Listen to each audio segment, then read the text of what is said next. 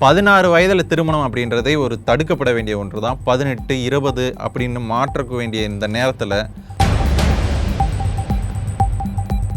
அந்த பழமைவாதிகள் என்ன சொல்கிறாங்க அப்படின்னா, 18 வயசாக இருக்கிறதுனால அங்கே நிறைய ஒழுக்கக்கேடுகள் ஏற்படுறதாகவும் நிறைய காதல் திருமணங்கள் ஏற்படுறதாகவும் அதனால் இதை ஒழிக்கிற விதமாக பெண்களோட திருமண வயது 9 வயதுக்கு கொண்டு வரணுன்றாங்க. சொல்லப்போனால் இது ஒரு மனித உரிமை குற்றம்னே சொல்லலாம்.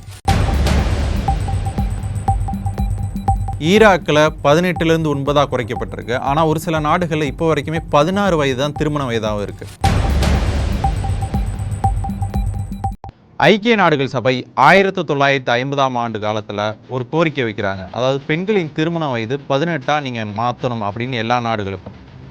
ஒரு சில நாடுகள் அப்போதே இம்ப்ளிமெண்ட் பண்ணிட்டாங்க. மற்ற நாடுகள்லாம் கொஞ்சம் கொஞ்சமாக கொண்டு வர ஆரம்பித்தாங்க.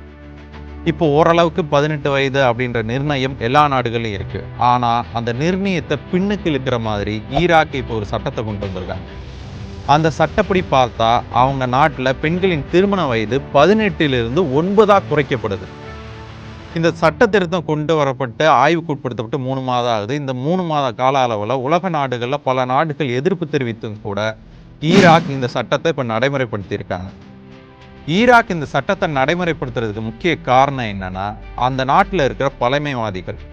அந்த பழமைவாதிகள் என்ன சொல்கிறாங்க அப்படின்னா, 18 வயசாக இருக்கிறதுனால அங்கே நிறைய ஒழுக்கக்கேடுகள் ஏற்படுறதாகவும் நிறைய காதல் திருமணங்கள் ஏற்படுறதாகவும் அதனால் இதை ஒழிக்கிற விதமாக பெண்களோட திருமண வயது 9 வயதுக்கு கொண்டு வரணுன்றாங்க. சொல்லப்போனால் இது ஒரு மனித உரிமை குற்றம்னே சொல்லலாம். ஏன் இதை மனித உரிமை குற்றம்னு சொல்கிறேன்னா, 9 வயதில் அதுக்கு ஒரு குழந்தை, ஒரு பிஞ்சு உள்ளன்னு சொல்லலாம். கிட்டத்தட்ட ஒரு 3ஆவது படிக்கக்கூடிய குழந்தைக்கு ஒரு திருமணத்தை பற்றின என்ன புரிதல் இருக்கும்? அப்போ அந்த திருமணங்கள் முழுக்க முழுக்க பெற்றோரால் நிச்சயிக்கப்படுற ஒன்றா மாறிடும். அப்போ அந்த குழந்தையோட உரிமை என்ன? அந்த பெண்ணோட வாழ்க்கையை தானே நிர்ணயிக்கக்கூடிய அந்த சக்தி இல்லாமல் போகுது. ஸோ யாரோ ஒருவர் அவங்களை நிர்பந்தப்படுத்தி அவங்கள திருமணம் பண்ணிக்கக்கூடியதாக மாறுது.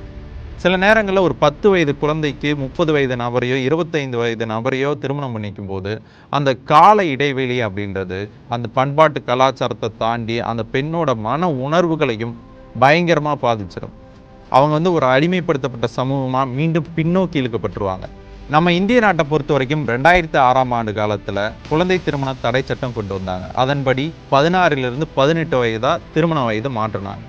ஆண்களுக்கு 21 வயதாக இருந்தது. ஆனால் 2021ஆம் ஆண்டில் இது கூட போதாதா அப்படின்னு சொல்லிட்டு பெண்களின் திருமண வயதும் 21 மாற்றணும் அப்படின்னு ஒரு சட்டம் கொண்டு வந்தாங்க. அது இப்போ ஆய்வில் இருக்குது. கூடிய சீக்கிரத்திலேயே அது அமலுக்கு வரணும்னு நம்ம நம்பலாம். ஏன்னா இது எல்லா தரப்பு மக்களாலும் ஏற்றிருக்கக்கூடிய ஒன்றா இருக்குது.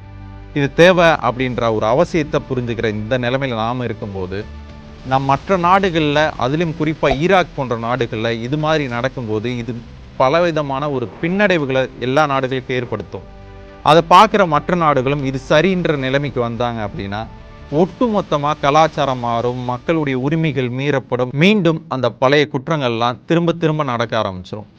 ஸோ இவ்வளோ நாளாக நம்ம கட்டுப்படுத்திட்டு வந்த அந்த திருத்தங்கள், மாற்ற செயல்பாடுகள் எல்லாமே ஒரே நாளாக தலைகீழாக மாறி போகுதுன்னு கூட சொல்லலாம். ஈராக்கில் 18லேருந்து 9 குறைக்கப்பட்டிருக்கு. ஆனால் ஒரு சில நாடுகளில் இப்போ வரைக்குமே 16 வயது தான் திருமண வயதாகவும் இருக்குது.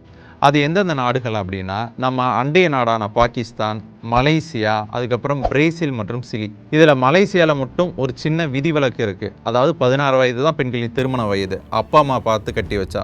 ஒருவேளை பெற்றோரோட சம்மந்தம் இல்லாமல் அந்த பெண் திருமணம் பண்ணுறாங்க அப்படின்னா 18 வயசில் தான் அவங்க திருமணம் பண்ணிக்க முடியும். 16 வயதில் திருமணம் அப்படின்றதே ஒரு தடுக்கப்பட வேண்டிய ஒன்று தான். 18, 20 அப்படின்னு மாற்றக்க வேண்டிய இந்த நேரத்தில் 18லிருந்து 9 கிட்டத்தட்ட சரிபாதி குறைஞ்சிருக்கிறது அப்படின்றது ஏற்றுக்கொள்ள முடியாத ஒன்று. என்னை பொறுத்தவரை ஈராக் கொண்டு வந்த இந்த சட்டம் ஒரு மனித உரிமை குற்றம். உங்களோட பார்வையில் இந்த சட்டம் எப்படி இருக்குது அப்படின்னு கமெண்ட் பண்ணுங்கள்.